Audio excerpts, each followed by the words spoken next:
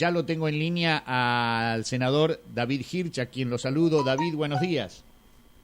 Hola Hugo, buen día, un gusto en saludarte. Bueno, acá estamos con frío. Está fresquito. Sí, ¿no? Sí. Acá no hace menos, o más. O más. Bueno, David, contanos un poquitito cómo está la provincia desde la visión de las cámaras legislativas, ¿cierto? Teniendo en cuenta todo, ¿no? El COVID, la situación económica. ¿Dónde estamos parados con la provincia de Buenos Aires? Bueno, pavada de pregunta, ¿no? Porque hacer una evaluación integral de lo que hoy es la situación en la provincia de Buenos Aires es sumamente complejo, pero bueno, por lo menos, digamos, nuestra mirada sobre algunos temas centrales, que son los que generalmente semana a semana venimos abordando en el Senado y en general en la legislatura de la provincia, tienen que ver, me parece, con la preocupación que compartimos todos los argentinos y naturalmente también los bonaerenses. Es la cuestión económica, la cuestión de la salud, la cuestión social, la cuestión de la seguridad. Creo que son, digamos, los ejes específicos que todas las semanas, de una forma o de otra, ocupan buena parte de nuestro tiempo. A ver, en materia de la situación económica, puedo contarte, por ejemplo, que hemos venido trabajando en la comisión en la cual actúo como secretario de Comercio, Pymes y Turismo, reuniéndonos muy seguido en los últimos meses con las cámaras empresariales, con la Federación Económica de la provincia, con la Corporación del Comercio de Bahía Blanca y la región. Naturalmente una gran preocupación de comerciantes, de industriales, particularmente de las pymes, de las pequeñas y medianas empresas, en una situación que les ha resultado ya insostenible en muchos casos, fruto, bueno, de venir arrastrando un cierre de la situación económica durante toda la temporada del año pasado, y ahora, bueno, con aperturas y cierres alternativos que no terminan de posibilitar la posibilidad de que se recuperen económicamente. Ahora, bueno, David, te sí. puntualizo un tema, ¿no? El turismo, porque realmente el turismo yo creo que es una de los rubros que más ha sufrido, ¿no? El otro día escuchaba que no sé la cantidad de hoteles que han cerrado sus puertas definitivamente, ¿no? ¿Qué se dice de eso en la provincia, cierto? ¿Qué pasa con esa gente, no? Efectivamente, iba camino a ello, a decirte que justamente habíamos concentrado en este último tiempo un poco como la atención más en los sectores más perjudicados, y claramente las reuniones con FEDGRA, la Federación Hotelera y Gastronómica de la provincia y de la región, son por lejos los que mayor preocupación expresan. Bueno, por todas las razones que vos sintetizaste. En primer lugar, porque su actividad ha sido virtualmente nula, salvo alguna escasa actividad acotada en el verano pasado.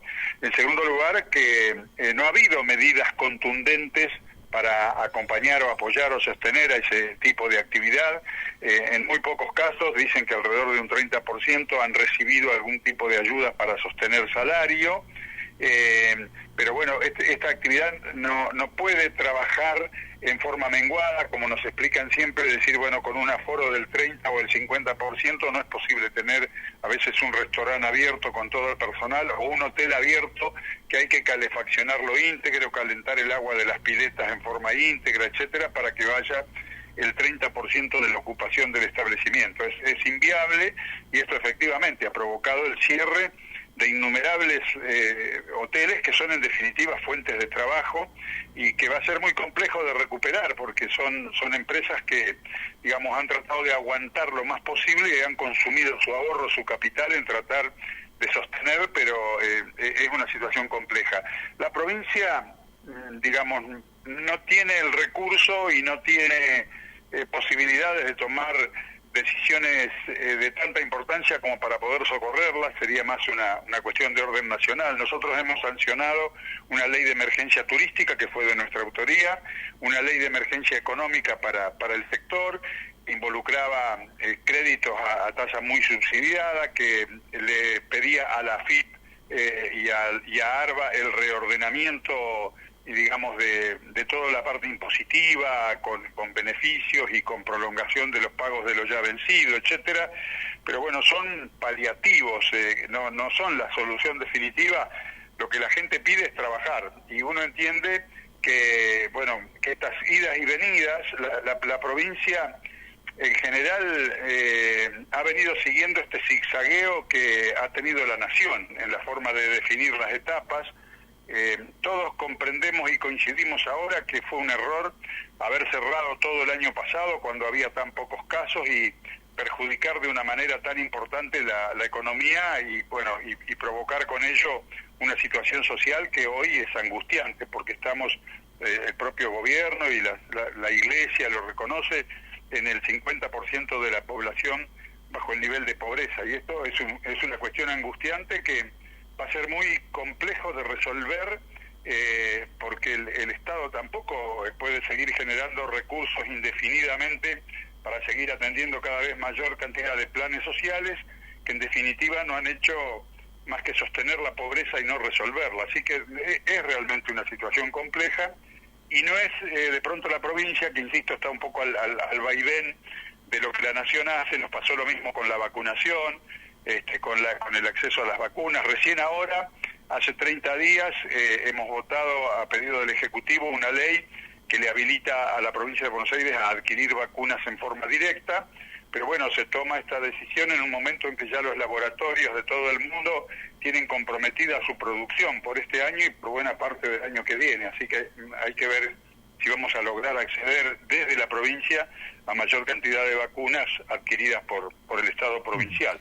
David, hablando de las vacunas, uno observa, por ejemplo, en Adolfo Alsina, yo no tengo los números exactos ahora, en este momento, acá para ponerlos al aire, pero sí, uno sabe que nosotros tenemos en Adolfo Alsina, podríamos decir, un 50%, 45% de la población vacunada, por lo menos con una dosis, ¿no? Hay una parte menor de 2 dosis, pero por lo menos con una dosis. Y eso pasa en muchos distritos, ¿cierto? Inclusive la provincia ha abierto ahora la vacunación para mayores de 50, libremente digo, ¿no?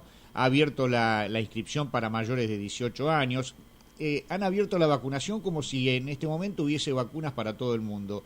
Está bien que se haga así. ¿Cómo se hizo la vacunación en la provincia de Buenos Aires? A veces a mí me suena muy confusa, pero ¿qué visión tienen ustedes con respecto a eso? Sí, yo te decía, digamos, para no calificar y caer en cuestiones que parecieran de calificación política, trato de utilizar palabras como una cuestión zigzagueante o ineficiente, pero la verdad que en la provincia no ha sido distinto a lo que se armó desde la nación. Primero, cuando aparecieron las primeras vacunas, tuvimos 2 o 3 cuestiones que nos llevaron a discutir muchísimo. La primera fue, como fue público, el tema de los vacunatorios VIP, donde gente que no tenía por qué acceder a la vacuna por cuestiones políticas, allegados al gobierno, funcionarios, militantes, etcétera, accedían a la vacuna. El segundo tema que nos preocupó y que planteamos firmemente al gobierno es que por una cuestión política también, los vacunatorios en la mayoría de los distritos gobernados por la oposición no se instalaron en el sistema, dentro del sistema de salud, sino que se trabajaba en locales partidarios, fuera de los hospitales. Voy a aclarar que no es este el caso de Adolfo Alsina, donde el intendente Andrés logró que todo el esquema vacunatorio funcionara bajo la órbita de la Secretaría de Salud de la municipalidad. Pero te diría que casi es una excepción, porque en la mayoría de los distritos gobernados por Juntos por el Cambio en la provincia no están funcionando ni en los vacunatorios ni en los hospitales, y esto realmente es una irregularidad donde trabajan militantes políticos, etcétera. Y luego, bueno, hemos pedido insistentemente al gobernador, hemos tenido 2 reuniones con el ministro Goyán de Salud, donde se le ha pedido que tengamos acceso a una información permanente de las vacunas que se reciben, las que se distribuyen, las que se colocan, la de primera dosis y la de segunda.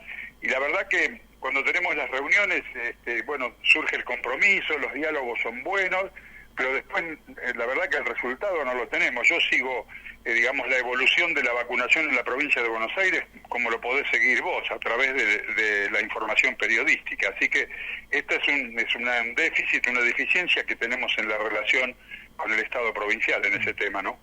¿Van a llegar vacunas, como se dice, o uno tiene que esperar simplemente y ver qué pasa? Hay una complejidad. El país decidió no adquirir y no acordar con laboratorios que, la verdad, todavía nos deben la explicación qué es lo que pasó con Pfizer, con Moderna, con otros laboratorios. Es una cosa que permanece en el misterio. Y bueno, y decidió que los argentinos accediéramos a vacunas que en algunos lugares del mundo, concretamente en toda Europa, en América del Norte, Canadá, etcétera, no están aceptadas. Es decir, hoy un argentino con las 2 vacunas colocadas aquí de Sinopharm o de Sputnik no puede ingresar a la Comunidad Económica Europea porque no están validadas o reconocidas por los organismos de salud de esos países. Creo que ahí hubo un error en concentrar la compra solamente en estos países. Nos pareció que más una cuestión sanitaria se estaba privilegiando como una cuestión ideológica de vincularse con esos países. Me parece que ahí hubo un error, y ahora que el gobierno ha intentado abrir el camino al ver que la única posibilidad que hay de atemperar los efectos de la pandemia es vacunar y vacunar, pero bueno, ahora, como yo te decía hoy, los laboratorios tienen su producción muy comprometida en el largo plazo. Es cierto que está llegando mayor cantidad de vacunas en estos últimos días, lo cual es muy alentador. Se zigzaguea mucho con la información respecto, por ejemplo, a las segundas dosis, donde primero se decía que tenía que aplicarse dentro de los 30 días, después, como no llegó, la ministra Bisotti dijo que hasta los 90 días no había ninguna dificultad. Ahora, como hay gente que ya pasó los 90 días, se dice que la vacuna no se vence y que la segunda dosis es un mero refuerzo y por lo tanto se puede seguir esperando. Me parece que en términos científicos hay que ser muy concretos y muy certeros, porque no estamos haciendo digamos, un pronóstico del clima. Estamos hablando de la salud y de temas científicos. Y la vacuna tiene un periodo de inoculación que tiene un efecto determinado con la primera dosis, y por algo se fabrica y se recomienda la colocación de la segunda dosis, hay que tratar de respetar esos tiempos. Creo, insisto, por información periodística, que en estos próximos días van a empezar a llegar segundas dosis en alguna cantidad bastante interesante, pero hay una brecha grandísima entre los que tienen aplicada la primera y no la segunda.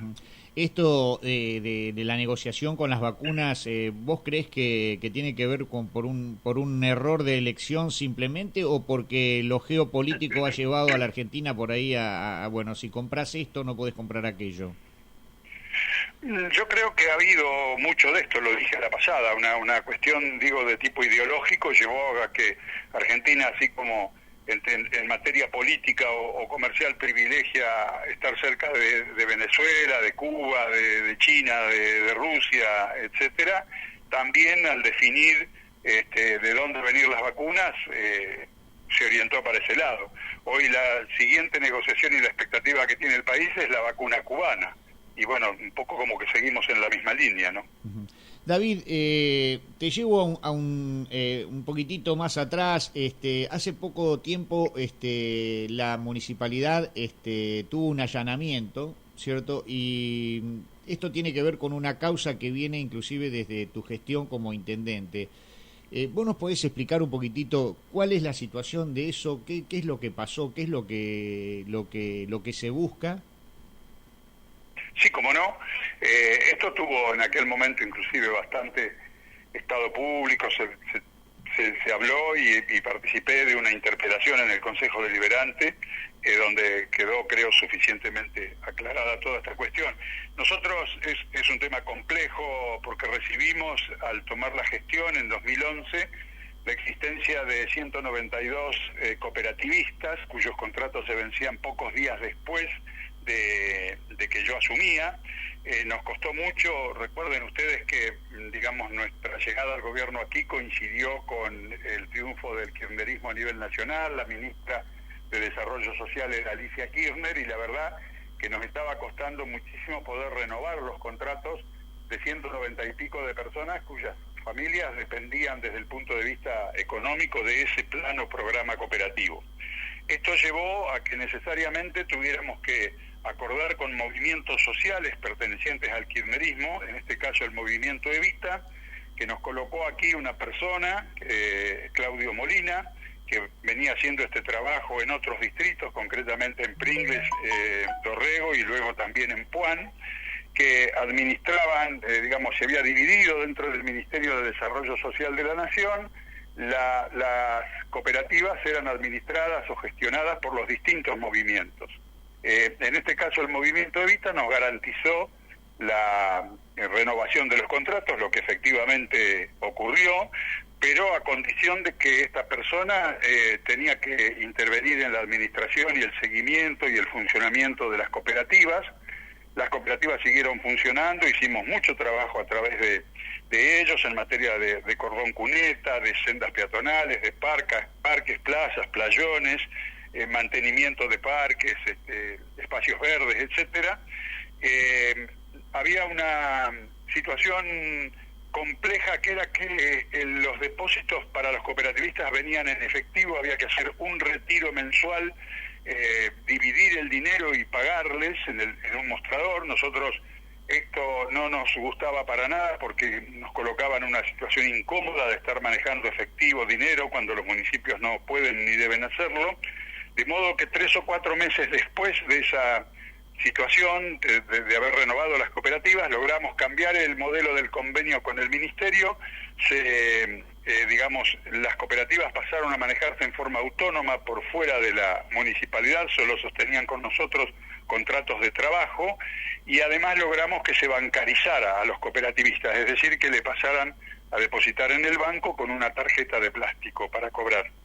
En el medio de esta situación, algunos presidentes de cooperativas, a través de una persona que ha fallecido en estos días, que era una militante social perteneciente a ese movimiento Evita, radicaron una denuncia en la que manifiestan que algunos presidentes de cooperativas habían recibido de parte de algunos cooperativistas la denuncia de que se les estaban haciendo retenciones como una suerte de peaje en el pago de sus haberes. Esto no nos consta a nosotros en ningún momento, no ha sido en la etapa en la que la municipalidad, tenía esta responsabilidad, y bueno, se abrió una investigación en el marco de la justicia.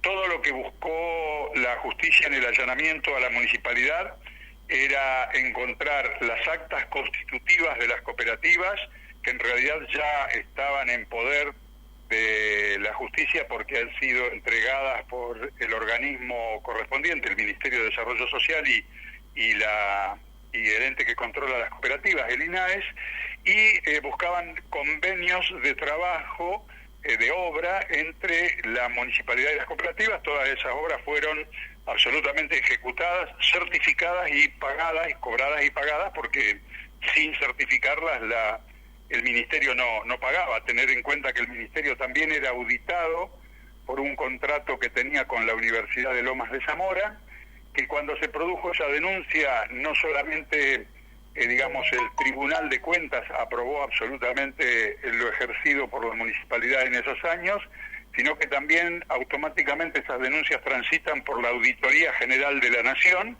y después de haber investigado la denuncia y los expedientes, la auditoría nos comunicó que había archivado la causa por no encontrar sustento. Así que yo estimo que no puedo adelantarme a qué es lo que va a obrar la justicia de aquí en adelante, pero no sentimos que tengamos nosotros ninguna responsabilidad que haya perjudicado ni a nosotros personalmente, ni mucho menos al municipio, de modo que suponemos que la causa va a terminar archivándose. David, ¿qué análisis te merece lo que viene pasando en estos últimos días en el Consejo Deliberante, ¿no? Estas peleas internas, ¿qué nos puedes decir sobre eso? Bueno, lo primero es que me genera tristeza y preocupación, ¿no? Tristeza porque me parece que, se ha desvirtuado el accionar a partir de la actitud de algunos concejales, muy pocos, de 2 concejales pertenecientes a lo que o que debieron pertenecer al bloque oficialista, digamos, se desnaturalizó su trabajo por razones, digamos, de tipo interno, de haber participado en una elección interna tanto para la elección de concejales como de autoridades partidarias, 2 concejales que fueron electos formando parte del bloque de Juntos por el Cambio, tomaron la decisión de, digamos, de acompañar a partir de ese momento, sobre todo en estos 2 últimos años, todas las decisiones al bloque opositor, y esto constituye un verdadero problema porque la sociedad en los años sucesivos le fue dando al Ejecutivo la mayoría suficiente en el Consejo para poder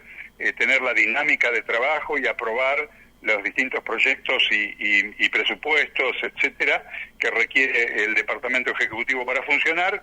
Y bueno, la decisión de estas 2 personas que acordaron con el Frente de Todos ser elegidos respectivamente presidente y vice del Consejo a cambio de votar con la oposición, desnaturalizó el funcionamiento del Consejo y por citar una sola cosa, por primera vez desde 1983, de la recuperación democrática hasta hoy, en el mes de junio el municipio no tiene presupuesto, por esta situación caprichosa, digamos, de obstruir el funcionamiento del Ejecutivo. Pero bueno, estamos a pocos meses de un recambio institucional. Yo creo que la sociedad percibe que es necesario, digamos, que haya una renovación y un cambio en materia de facilitar la gestión de gobierno, y estamos confiados que va a volver a otorgarle al Ejecutivo Municipal el equilibrio en el Consejo Deliberante que necesita para funcionar adecuadamente. En Adolfo Alsina, ¿piensan que pueden armar una lista de consenso como para ir a estas elecciones? Mira, yo hoy ya no integro la conducción partidaria, pero tampoco estoy ajeno a ella, es decir, soy convencional provincial del radicalismo. Sé que se está trabajando para el armado de una lista que vuelva a involucrar a los actores de Juntos por el Cambio, y bueno, después se verá si hay algún otro sector que arma una lista, digamos, para competir, ya sea en las PASO o para competir por afuera con un criterio independiente de tipo vecinalista, o bueno, ¿qué es lo que puede aparecer? No sé, el oficialismo partidario va a constituir la lista oficialista de la Unión Cívica Radical, el PRO, la coalición cívica y los sectores del peronismo republicano que conforman Juntos por el Cambio en Adolfo Alsina, en la 6ª sección y en la provincia. Bueno, ustedes desde el radicalismo impulsan en la provincia cierto amanes, ¿no? Sí, la verdad que, bueno, estamos con una gran expectativa en esta actitud que ha decidido Facundo Manes de dar el sí afirmativo de integrarse a la actividad política más allá del lugar o del espacio que nosotros podamos lograr que ocupe. Me parece que es, como se suele decir, un aire fresco para la política y la incorporación de un hombre que en lo particular admiro mucho. He leído sus libros, he participado de muchas de sus charlas, nos conocemos personalmente. Me parece un tipo brillante que en materia de las neurociencias ha hecho, digamos, por compararlo, algo parecido a lo que fue Favaloro para lo cardíaco, ¿no? Y me parece además que tiene una mirada sobre el país en la que confía que la recuperación argentina, económica, social, etcétera, tiene que venir de la mano de un fuerte crecimiento de la calidad educativa, de la incorporación de tecnologías, de la ciencia, y me parece que es un camino interesante el que él propone. Sabemos que en la provincia la elección va a ser muy pareja, ¿cierto? Podrá ganar uno o el otro, pero me parece a mí que va a ser muy pareja. En ese sentido, de acuerdo a la renovación que hay de las bancas que se renuevan, ¿qué posibilidades tiene cada lista de ingreso, ¿no? ¿Cuántos senadores o diputados provinciales se pueden colocar en esta elección? Bueno, es una buena pregunta y es interesante, digamos, para que la sociedad tenga en claro qué es lo que se juega y lo que se decide en esta elección próxima, tanto en la PASO como ordenadora de las listas como en la general. Nuestro espacio político de Juntos por el Cambio tiene mayoría en el Senado de la provincia y una minoría por solamente tres votos de diferencia en diputados en la provincia. Y en la nación, por supuesto, el Frente de Todos tiene mayoría, pero cuando los bloques opositores deciden oponerse a alguna cuestión seria o grave, como han sido los intentos de manipular la justicia, cambiar la configuración de la Corte, etcétera, le han impedido hasta ahora al gobierno avanzar en esos temas que realmente nos preocupan mucho. Pero todos estos legisladores que hoy tienen esa actitud, en su mayoría han sido elegidos en el año 2017, donde Cambiemos había hecho su mejor elección legislativa, es decir, que terminan muchos mandatos. Claro. Juntos por el Cambio se ve hoy obligado a tener una muy buena elección, particularmente en la provincia de Buenos Aires, solamente para reponer a los legisladores que concluyen su mandato. En el caso del cuerpo que yo integro, donde el Senado de la provincia somos 46 senadores, de los cuales hoy 26 son de Juntos por el Cambio y 20 son del oficialismo. Pero de los 26 senadores que integramos el bloque de la provincia de Juntos por el Cambio, 16 terminan su mandato y solo 10 tenemos continuidad. De modo tal que, como te decía, se requiere una elección importante solamente para seguir sosteniendo el número actual. No, te preguntaba esto y ya te libero, David, porque sé que tenés una reunión. Te preguntaba esto porque uno escucha, y la gente escucha, ¿cierto?, hablar mucho de las candidaturas, de quiénes van en la lista, de por qué se puede dar una paso. Y la verdad es que por ahí la discusión de los primeros lugares en una lista, si vas primero, segundo y tercero, no debe tener demasiada diferencia, ¿no? En las candidaturas. Sí, a veces esto obedece más a los egos personales, claro, a las cuestiones de cartel o a la cuestión partidaria de que cuando hay una coalición que integran 3, 4 o 5 partidos, como es nuestro caso, obviamente cada partido político pretende tener a su candidato en el mejor posicionamiento posible, pero finalmente todos funcionamos en un bloque único.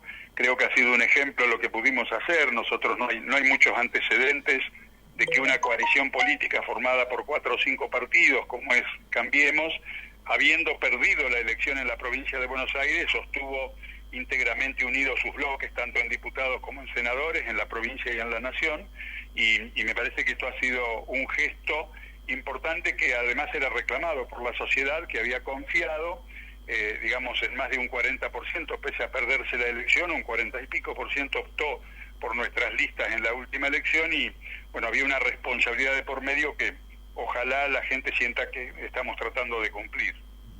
Bueno, David, muchas gracias por este contacto. No sé si querés agregar algo más. Seguramente que nos quedaron un montón de cosas, pero bueno. Sí.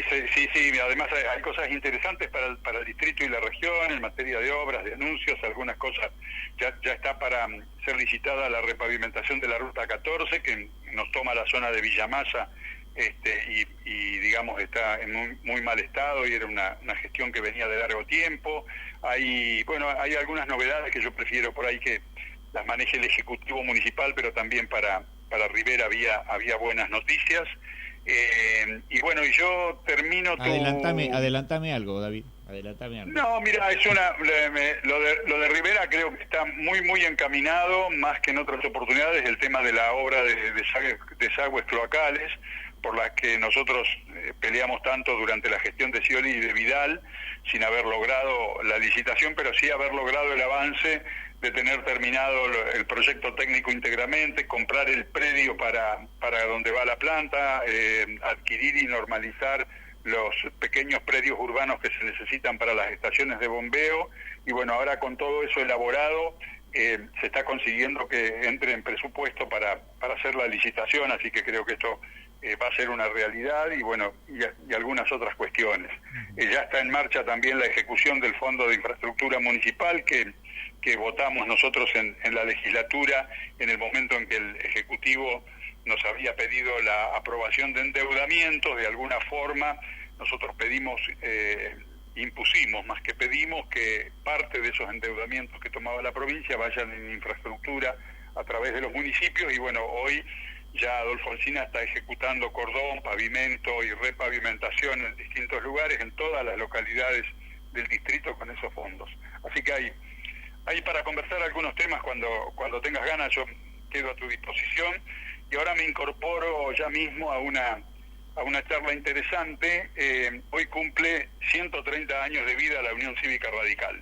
130 años en que, digamos, se fundó nuestro partido, el más antiguo, el más longevo de toda América Latina. Así que tenemos a partir de aquí un Zoom con los dirigentes nacionales y legisladores nacionales y provinciales para conversar justamente de este momento tan especial que está viviendo el radicalismo y el país. Bueno, feliz cumpleaños entonces a la Unión Cívica. Muchas gracias, Hugo. Bueno, David, muchísimas gracias. Te liberamos, así podés incorporarte a la reunión. Gracias a vos. Muchas gracias por llamar y, bueno, como siempre, mi afecto y mi saludo a tantos y tantos amigos de Rivera y de la región. A través tuyo les hago llegar mi abrazo.